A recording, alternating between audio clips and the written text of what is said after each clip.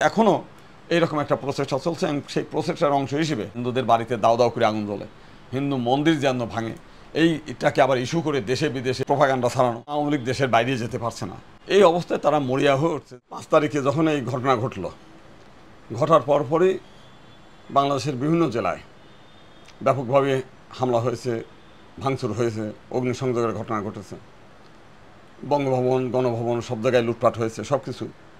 একই সঙ্গে কিছু হিন্দুদের বাড়িতেও হামলা হয়েছে। কিছু মন্দির, গ্রাম অঞ্চলের কিছু মন্দির যেগুলো অরক্ষিত মন্দির, সেই মন্দিরেও রাতের বেলায় প্রতিমা ভেঙে গুড়িয়ে দিয়েছে। তো সেই বিষয়গুলো, সেটা বিশেষ করে সেই কথাগুলো যাদের বাড়ি ভাঙছে তারা বেশিরভাগ ছিল হচ্ছে আওয়ামী লীগের নেতা বা কর্মী, যারা এই ছাত্র এবং জনতার যে আন্দোলন, সেই আন্দোলনের বিরুদ্ধে অবস্থান নিয়েছিল তাদের বাড়িতে।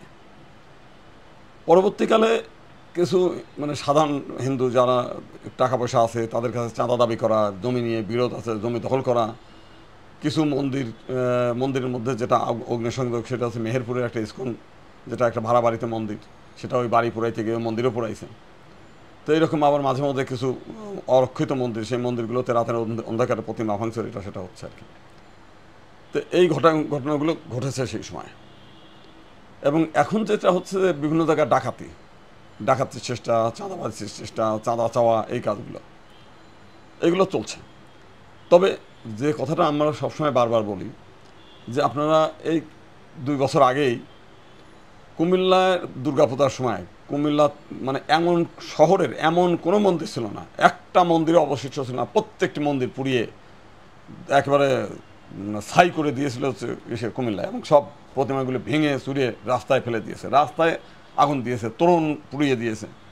ওখান থেকে চাঁদপুরে যাওয়ার পথে বাড়ি বাড়ি গিয়ে হিন্দুদের উপর হামলা করছে, পথে যাদের পাইছে তাদের উপর হামলা করেছে। ওখান থেকে চৌমোহনী বিশাল বিশাল বড় বড় মন্দির, 10 কোটি 20 কোটি টাকা খরচ করে একটা মন্দির, সেই মন্দিরগুলো ভেঙে তছনছ করে দিয়েছে, হিন্দুদের বাড়ি ঘরে পুড়িয়ে দিয়েছে ওই সময়।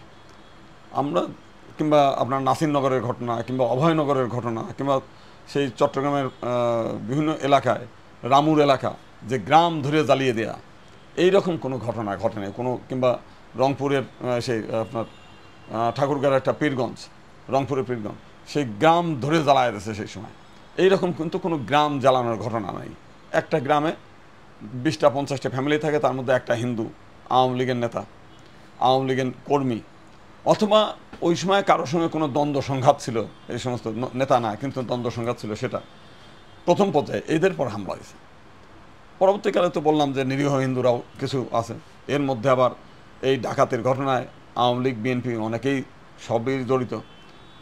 দক্ষিণ বাংলায় একটা দেখলাম বিএনপির নাম করে চাঁদা ধরছে, সেই চাঁদা পাওয়ার পর তাকে হাতে নাতে ধরা হয়েছে। চাঁদা দেওয়ার পরে দেখা গেল সে আওয়ামী লীগ।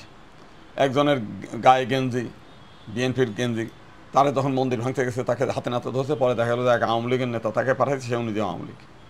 গতকাল মুন্সিগঞ্জে সিরাজদি খান, সেখানে রাতের বেলা একটা মন্দিরে বোমা হামলা করতে গেছে, তারপরে তাকে হাতে নাতে ধরা পড়ছে, দেখা গেল সে 3-4 জন তারা আওয়ামী লীগের কর্মী, এবং সেটা প্রথম সে আপনার হচ্ছে সমকাল পত্রিকায় নিউজ আছে।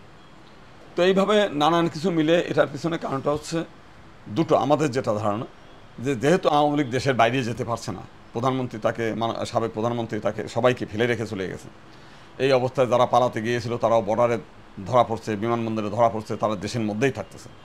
এই অবস্থায় তারা মরিয়া হয়ে উঠছে, যেহেতু আওয়ামী লীগের নামে তারা কোনো প্রোগ্রাম করতে পারবে না, সেই কারণে হিন্দুদের ঘাড়ে চেপে, অতীতে যেমন বাহারের ঘটনা আমরা বলেছি কুমিল্লায়, যখনই আওয়ামী লীগের মধ্যে কোনো সংকট আসে, কোনো ঝামেলা হয়, তখনই হিন্দুদের মন্দির পোড়ানো, বাড়ি পোড়ানো, এই সমস্ত ঘটনা ঘটিয়ে তারা টিকায় নিজেদেরকে, চেয়ারটাকে ঠিক রাখে।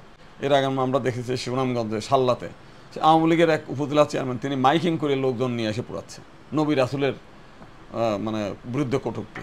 এরকম প্রত্যেকটি ক্ষেত্রেই আমরা এই জিনিসগুলো দেখেছি। ঠিক এখনও এইরকম একটা প্রচেষ্টা চলছে এবং সেই প্রচেষ্টার অংশ হিসেবে যাতে হিন্দুদের বাড়িতে দাও দাও করে আগুন জ্বলে, হিন্দু মন্দির যেন ভাঙে, এইটাকে আবার ইস্যু করে দেশে বিদেশে এই প্রোপাগান্ডা ছড়ানো, এবং দেশের মধ্যেও আওয়ামী লীগ হিন্দুদেরকে সামনে রেখে আওয়ামী লীগের নেতা কর্মী সব দেয় ওখানে জড়ো হয়ে একটা প্রোপাগান্ডা করা, সে করা যে হিন্দুরা নির্যাতিত হচ্ছে, হিন্দুরা অমুক হচ্ছে তমুক হচ্ছে।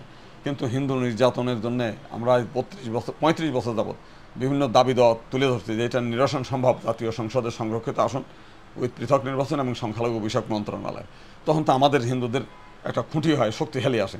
যখন আমি শক্তিশালী হব তখন আমার সামনে কেউ আসতে পারবে না। তো এই কাজগুলো কিন্তু আওয়ামী লীগ কখনোই করে নাই। আওয়ামী লীগের কাছে বিশ্বাস করেও আমরা একবার হচ্ছে তাদের নির্বাচনী ইশতেহারে সংখ্যালঘু কমিশন করবে, সেটাও করে নাই। তো সামগ্রিক দিক দিয়ে হিন্দুরা আসলে হচ্ছে ফুটবলের মতো দাবার গুটি হিসেবে ব্যবহার হচ্ছে রাজনৈতিক দলদের কাছে। আমরা এর একটা অবসান চাই।